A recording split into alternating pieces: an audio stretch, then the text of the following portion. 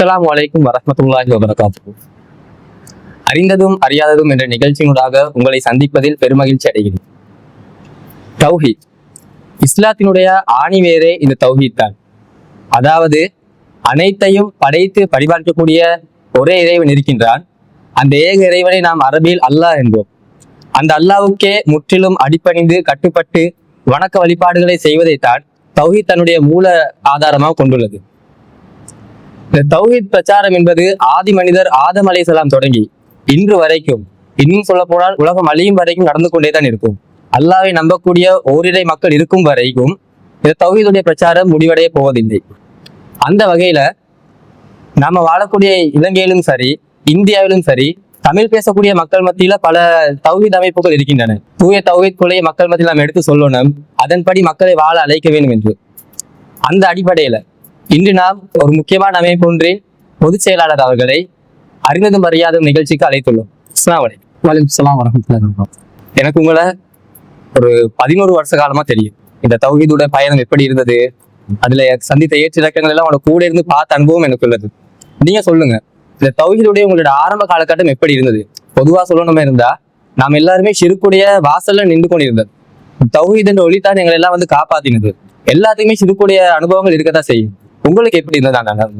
அதாவது நான் ஆரம்பத்துல இந்த ஏகத்துவ கொள்கை எப்ப ஏற்றுக்கொள்றேன்னு சொன்னா 2001ஆம் ஆண்டு கால பகுதியில தான் ஏற்றுக்கொள்றேன். நான் 99வது ஆண்டுல O லெவல் எக்ஸாம் எழுதி A லெவல் எக்ஸாமுக்காக தயாராகி கொண்டிருக்கக்கூடிய நேரத்துல தான் ஒரு சகோதரர் ஒருவர் வந்து அறிஞர் PJ அவர்களுடைய இஸ்லாத்தில் தனி மனித வழிபாடு என்ற ஒரு கெசட் ஒன்றதாரு, அதை கேளுங்க.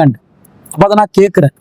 கேட்கும்போது நாங்க ஏற்கனவே பல மார்க்க விஷயங்கள்ல ஒரு ஈடுபாடோட தான் எங்களோட வாழ்க்கை போய்கொண்டு இருந்துச்சு.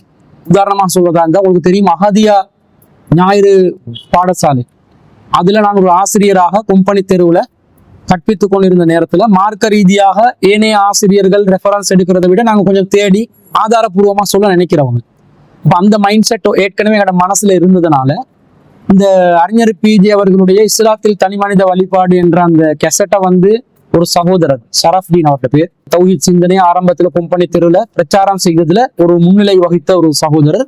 இன்றும் அந்த பிரச்சாரம் அவரால் முடிஞ்ச அளவுல செய்தாரு. ஆனா அரசியல் துறையில இருக்கிறார்.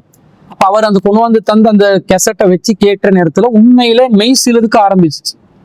நாங்க எதை மார்க்கம் என்று பேசிக்கொண்டு படிச்சு கொண்டு இருக்கிறோமோ, எதை எதிர்பார்க்கிறோமோ அந்த மார்க்கம் இந்த இடத்துல இருக்குது என்றது வந்து உண்மையிலே மெய்சிலிருந்து அந்த திரும்ப திரும்ப அந்த கெசட்டை எத்தனையோ தடவை கேட்டு உடனடியாக சகோதரர் ஷரஃப்தீன் அவர்கள் அவர் கொடுத்த விளக்கங்களுக்கு எல்லாம் நாங்க வந்து ஆதாரம் கேட்க ஆரம்பிக்கிறோம்.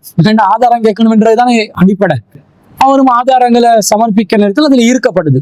என்றாலும் நாங்க அந்த நேரத்துல ஒரு DA தாருல் அர்க்கம் சிந்தனையில அந்த மார்க்கத்தை படிக்கணும், பிரச்சாரம் பண்ணணும், சீர்திருத்தம் செய்யணும் என்ற அந்த சிந்தனையும் இருந்துச்சு. இந்த நேரத்துல 2001ஆம் ஆண்டு அறிஞர் PJ அவர்கள் இலங்கைக்கு வர்றாரு. வந்து ஜூலை மாசம் ஒரு மாநாடு நடக்குது. ஜூலை மாசம் 21ஆம் தேதி பரகாதெனியாவில் ஒரு மாநாடு நடக்குது. அவர் வாரது BMICHல ஒரு விவாதத்துக்கு. அகலு சுன்னத் வல் ஜமாத் என்போர் யார் விவாதத்துக்கு தலைப்பு. ரொம்ப பரபரப்பான ஒரு விவாதம். இலங்கையில முக்கியமான மூத்த ஆலிம்கள் அறிஞர்களும் இருந்தாங்க. அதே மாதிரி சுன்னத் வல் ஜமாத்தை சேர்ந்த மிகப்பெரிய ஆலிம்கள் எல்லாம் கலந்து கொண்டாங்க. அந்த விவாதத்துக்கு பாஸ் கிடைக்கல. என்றாலும் அந்த விவாதத்தை வந்து நாங்க வீடியோவாக ஒரு மர்கஸ்ல மட்டக்குழியில JSM மர்கஸ்ல இருந்து பாக்குறோம். எதிர்த்தரப்பு என்னென்ன கேள்விகள் கேட்கிறாங்க, அதுக்கு அறிஞர் PJ அவர்கள் என்ன ஆணித்தரமான பதில் சொல்றாரு. அதே மாதிரி அறிஞர் PJ கேட்கக்கூடிய கேள்விகளுக்கு அவங்க கிட்ட இருந்து முழுமையான பதில் போகாததை பார்த்து திரும்பவும் மெய்சிலிருக்க ஆரம்பிக்கிறோம். நாங்க ஏதோ ஏற்கனவே நம்மளோட உலமாக்கள் என்று யாரை ஏற்றுக்கொண்டு இருந்தோமோ அவங்க கிட்ட இருந்து சரியான அடிப்படை ஒன்று தெளிவா வருது இல்லை என்றதை புரியும் போது இப்ப டபுள் கன்ஃபர்மேஷன் நடக்குது. அந்த ஜூலை மாசம் 21ஆம் தேதி அறிஞர் PJ அந்த மாநாட்டுல ஒரு பயான் நிகழ்த்துறாரு. அதுல காரசாரமாக DA சிந்தனைக்கு அடி விழுது. கொஞ்சம் ஆத்திரமும் வருது. என்ன இவர் இப்படி ஏசுவாங்க, ஆதாரங்கள் அள்ளி வீசுவார். அள்ளி வீசி அது அவர் சொல்றாரு. அதுல ஒரு உதாரணம் சொல்றாரு. என்ன சொல்றாருன்னா, தராவி 8-20 சொல்லி ஒரு சர்ச்சை ஏற்படுது ஒரு பள்ளிவாசல்ல. அப்ப அசனுல் பன்னா கிட்ட வந்து முடிவு கேட்ட நேரத்துல அவர் 8 தொலை வேண்டாம் 20 தொலை வேணாம் பள்ளியை மூடன்ட்டாராம். ஒட்டுமா பரலு இது சுண்ணத்து, சர்ச்சை பண்ணாதுன்னு சொல்லி பள்ளியை மூடன்ட்டாராம். இந்த நேரத்துல தொலை வேணாம் பள்ளியை மூடிருங்கன்னு சொன்னது வந்து இவர் அப்ப கேட்பாரு, எவன்டா அசனுல் பன்னா, இதை சொல்றதுக்கு இவன் யாரு? மார்க்கத்துல ஆதாரத்தை காட்டி முடிவெடுப்பீங்களா அல்லது வந்து பள்ளிவாசல்ல சுண்ணத்தை நிலைநாட்டாம தடுப்பீங்களா என்று கேட்டதும் கொஞ்சம் சிந்தனையை தூண்டுது. இறுதி கட்ட இது 3வது சந்தர்ப்பம், அதுலயும் வந்து சிந்தனை தூண்டப்படுது. 4வது சந்தர்ப்பம் என்னன்னா கடைசி முடிவு எடுக்கிறதா இருந்தா நாங்க இஹ்வானுல் முஸ்லிமீன்ல அந்த நேரத்துல ஒரு மிகப்பெரிய ஒரு அறிஞராக ஏற்றுக்கொண்டது உஸ்தாத் மன்சூர் அவர்களுக்கும் அறிஞர் பிஜே அவர்களுக்கும் மத்தியில் ஒரு டிஸ்கஷன் நடக்குது. அந்த டிஸ்கஷன் கொம்பனி தெருல ஒரு பகுதியோட தான் நடக்குது. எங்களுக்கு கலந்து கொள்ள கிடைக்கல, ஆனா கெசட் வருது.